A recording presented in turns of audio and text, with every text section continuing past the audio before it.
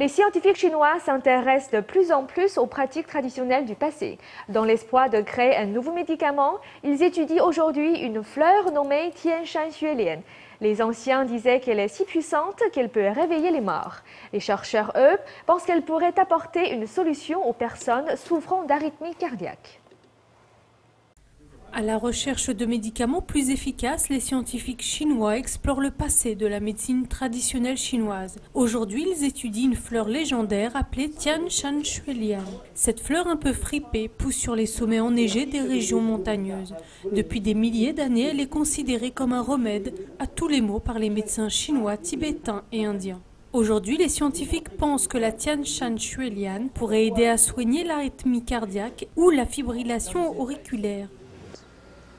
We try to find this type of compound from Chinese traditional medicine. Nous avons essayé de trouver ce genre de composant dans la médecine traditionnelle chinoise. C'est ainsi que nous avons trouvé la Tianshan Xuelian.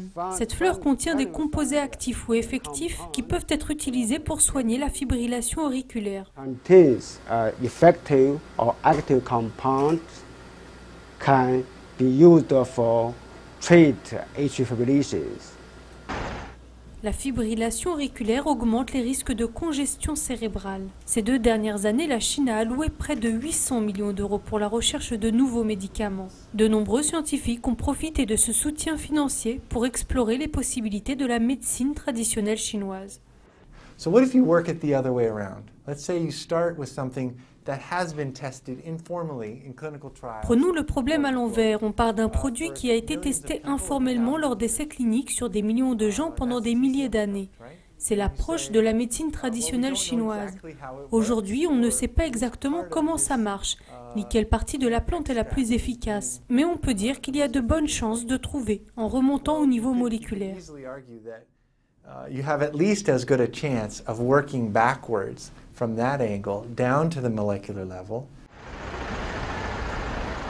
Ce n'est pas la première fois que des scientifiques chinois ont développé des produits pharmaceutiques en partant de l'approche de la médecine traditionnelle chinoise. Par exemple, l'artémisinine, un médicament anti-malarien, est dérivé d'une plante de la famille de l'absinthe qui est utilisée depuis des milliers d'années.